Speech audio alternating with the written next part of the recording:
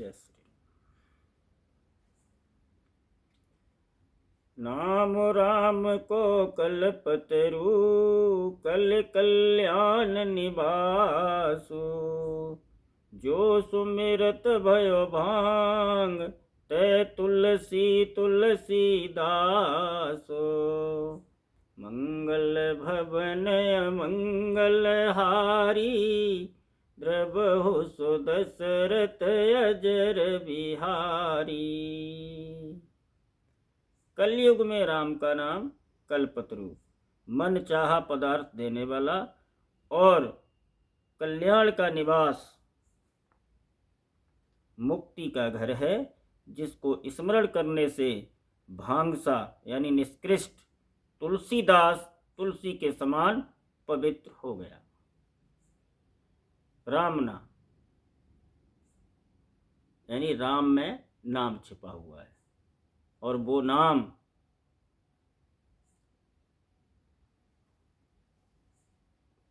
बड़ा अलग है। जैसे कबीर साहब ने कहा है कि एक राम दशरथ का बेटा, एक राम घट घट में बैठा, एक राम का जगत पसारा और एक राम इन सबसे न्यारा। जो इन सबसे न्यारा राम है उसका नाम, तो राम तो वर्णात्मक है, लेकिन उसका ध्वन्यात्मक नाम जो कोई संत महात्मा पहुंचा हुआ होगा वो ही बयान कर सकता है, जिसके पास होगा।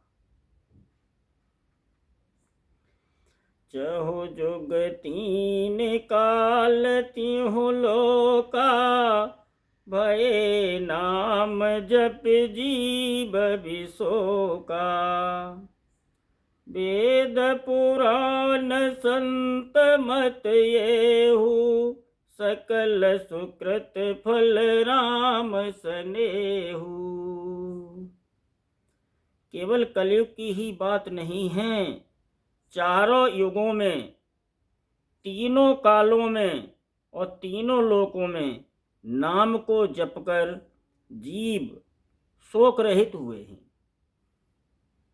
वेद पुराण और संतों का मत यही है कि समस्त पुण्यों का फल श्री राम जी में या राम नाम में प्रेम होना है।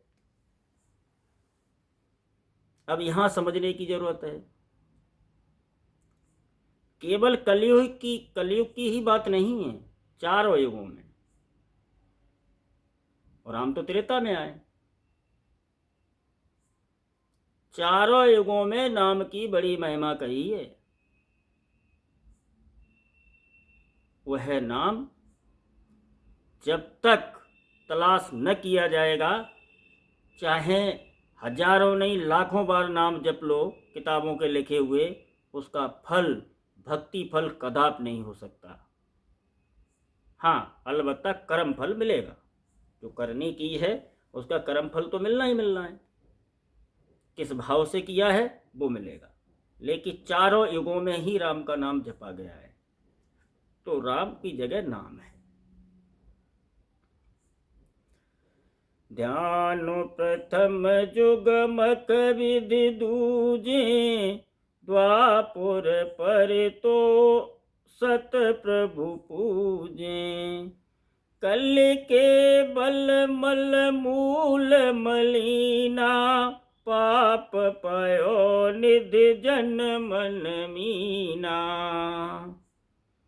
पहले सत्य युग में ध्यान से, दूसरे त्रेता युग में यज्ञ से और द्वापुर में पूजने से भगवान प्रसन्न होते हैं, परंतु कलयुग में केवल पाप की जड़ और मलिन है। इसमें मनुष्य का मन पाप रूपी समुद्र में मछली बना हुआ है, अर्थात पाप से कभी अलग होना ही नहीं चाहता। इससे ध्यान, यज्ञ और पूजन नहीं बन सकते। बिल्कुल संतों ने भी स्पष्ट किया है, कलयुग में जीव निहायत ही कमजोर है, बल पौरुष इसमें नहीं है। सतयुग जैसी काष्ठा अब ये नहीं उठा सकता, जिसमें ब्रह्मचर्य का पालन होता था, प्राण वायु को खींच सकता था, योग लगा सकता था। कलयुग में ये चीज़ें नहीं हैं। इसमें क्या हुआ है कलयुग में? ये विषय वासनाओं के समुद्र में मछली रूप होकर के उसमें तैर रहा है। अब मछली रूप यहाँ जीवात्मा है और ये पूरा तन ये समुद्र है, जो मन इसको हमेशा भोगों की तरफ दौड़ाता है। ये इतना कमज़ोर है, इतना ज़ईफ हो गया है कि ये चाह करके भी नहीं रोक सकता। जब इतना जीव कमज़ोर हो गया, तब कलयुग में संत चरण भी पधारे, तुलसीदास भी आए, तुलसी साहब के बाद फिर कबीर साहब वगैरह, गुरु नानक जी, संतों ने चरण पधारे और उन्होंने नाम देना शुरू किया। और रामायण में भी आएगा, कलयुग केवल नाम आधारा, सुमिर सुमिर नर उतरे पारा। लेकिन हमने राम समझ रखा है। अब वो गुरु मिले जो नाम और नाम के साथ जो धुन हो रही है, और उस लोक और लीला, क्योंकि नाम और नामी में कोई भेद नहीं है। नाम के साथ नामी मौजूद है, पीछे मैं पढ़ चुका हूं। तो किसी का नाम जो होगा वास्तविक, जब उस नाम से उसे पुकारोगे तभी तो पलट के सुनेगा। हमने तो यहाँ तरह तरह के कयास लगा लिए कि उसको किसी भी रूप से पुकारो, एक ही बात है, जिस भी रूप से पुकारोगे वो सुन लेगा। ऐसे कैसे सुन लेगा वो?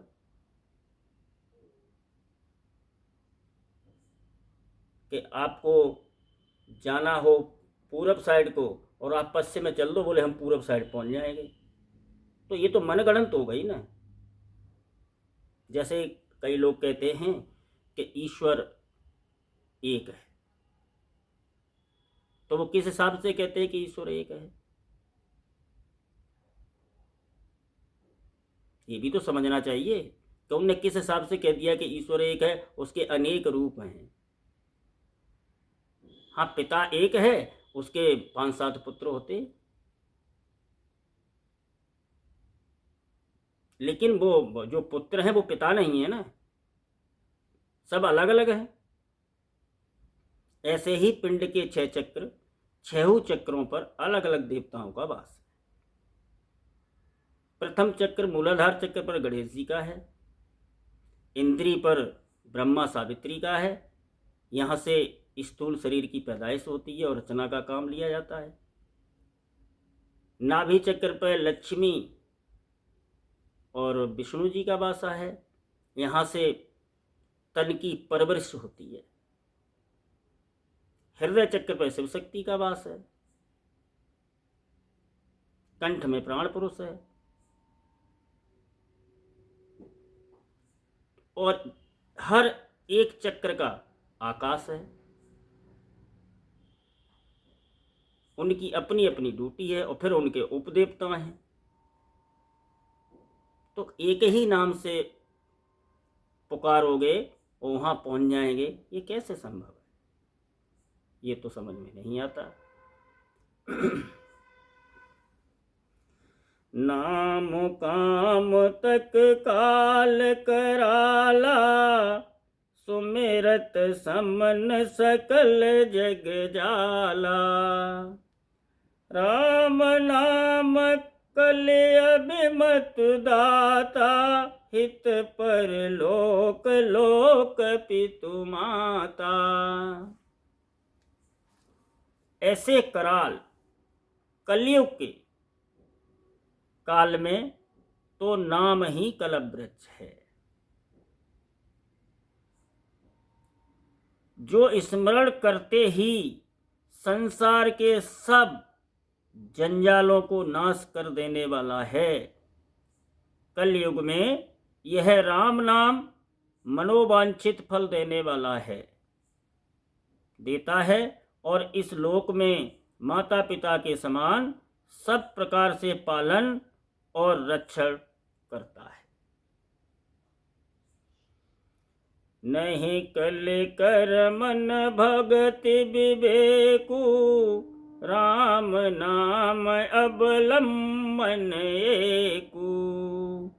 काल नेम कल कपट निधानु, नाम सुमित समरथ हनुमानु।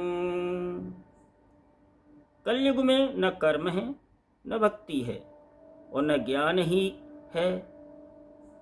राम नाम ही एक आधार है। कपट की खान कलयुग रूपी काल नेमी के मारने के लिए राम नाम ही बुद्धिमान और समर्थ श्री हनुमान जी हैं। हर जगह नाम छिपा हुआ है, सिर्फ अंतर की बात को यहाँ बयान नहीं किया जा सकता, वो गूंगे का गुण है। इसलिए संतों ने यहाँ की चीज़ों को एक पात्र बना करके वह बात कही है। जैसे राम लक्ष्मण भरत शत्रुघ्न, ये चार भैया हैं और आपने चार अंतःकरण है, मन चित्त बुद्धि अहंकार।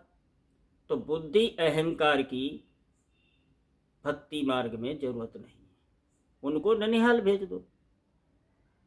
मन और चित्त को साथ ले लो, क्योंकि मन भक्ति में लगेगा और चित्त उसको देखेगा।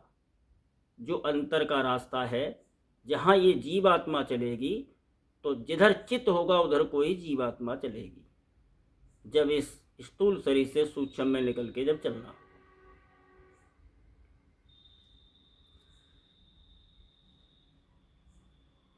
राम नाम नर केसरी, कनक कसिपु कलिकाल। जापक जन प्रहलाद जी में, पाले ही दल सुरसाल। मंगल भवन मंगल हारी, द्रबहु सुदशरथ अजर बिहारी। राम नाम श्री नरसिंह भगवान हैं। राम नाम श्री नरसिंह भगवान हैं। कलयुग हिरण्याकश्यप है और जप करने वाले जन प्रहलाद के समान हैं। यह राम नाम देवताओं के शत्रु कलयुग रूपी दैत्य को मारकर जप करने वालों की रक्षा करेगा। अब दैत्य और राक्षस भी अंतर ही है। जब नाम रूपी हथियार साथ होगा और जब आप तपस्या कर रहे होंगे तो कोई तपस्या से डिगा नहीं पाएगा। जब नाम फलित हो जाएगा, ये राक्षस आएंगे जरूर, जितने भी विकार हैं वे जोर जरूर पकड़ेंगे, लेकिन उस नाम के सामने टिक नहीं पाएंगे।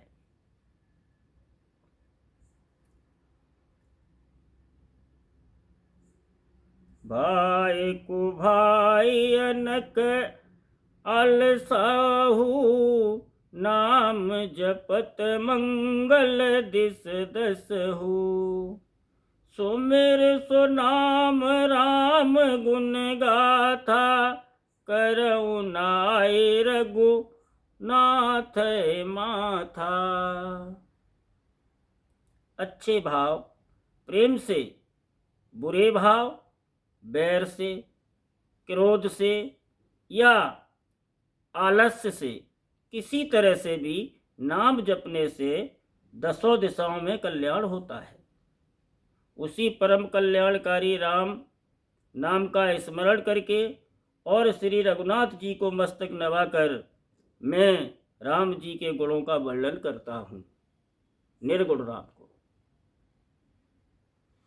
क्योंकि जब रामायण की रचना हो रही थी, जब रामायण की रचना हुई है तब राम मौजूद कहाँ है?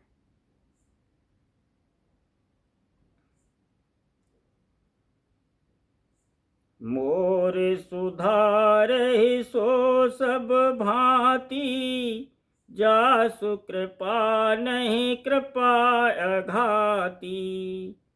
राम सुआमि सुसेवक मोसु, निज दिस देखि दया निधि पोसु। वे श्री राम जी मेरी बिगड़ी सब तरह से सुधार लेंगे, जिनकी कृपा करने से नहीं अघाती। राम से उत्तम स्वामी और मुझ सरीखा बुरा सेवक, इतने पर भी उन दयानिधि ने अपनी ओर देखकर मेरा पालन किया है।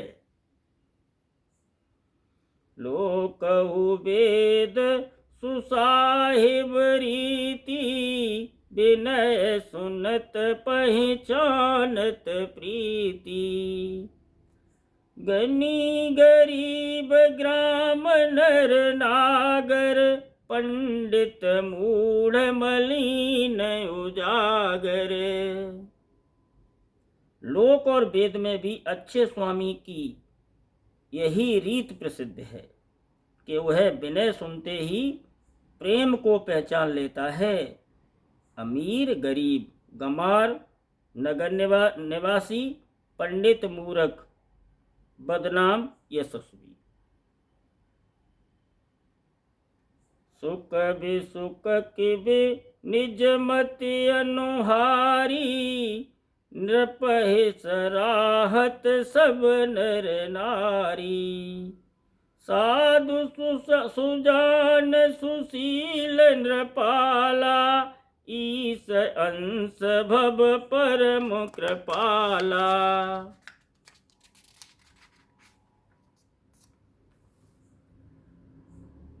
सुकवि सुकवि सभी नर नारी अपनी अपनी बुद्धि के अनुसार राजा की सराहना करते हैं, और साधु, बुद्धिमान, सुशील, ईश्वर के अंश से उत्पन्न कृपालु राजा। सुन सन्मान सबई सुभानी, भनत भगत नति गति पहचानी। यह प्राकृत महिपाल स्वभाव, जान सिरो मन कौशल राऊ। सबकी सुनकर और उनकी वाणी, भक्ति, विनय और चाल को पहचान कर सुंदर मीठी वाणी से सबका यथा योग्य सम्मान करते हैं। यह स्वभाव तो संसारी राजाओं का है। कौशलनाथ श्री रामचंद्र जी तो चतुर श्रोमणी हैं। रीझत राम स्नेह निसोते, को जग मंद मलिन मति मोते। श्री राम जी तो विशुद्ध प्रेम से ही रीझते हैं, पर जगत में मुझसे बढ़कर मूर्ख और मलिन बुद्धि और कौन होगा।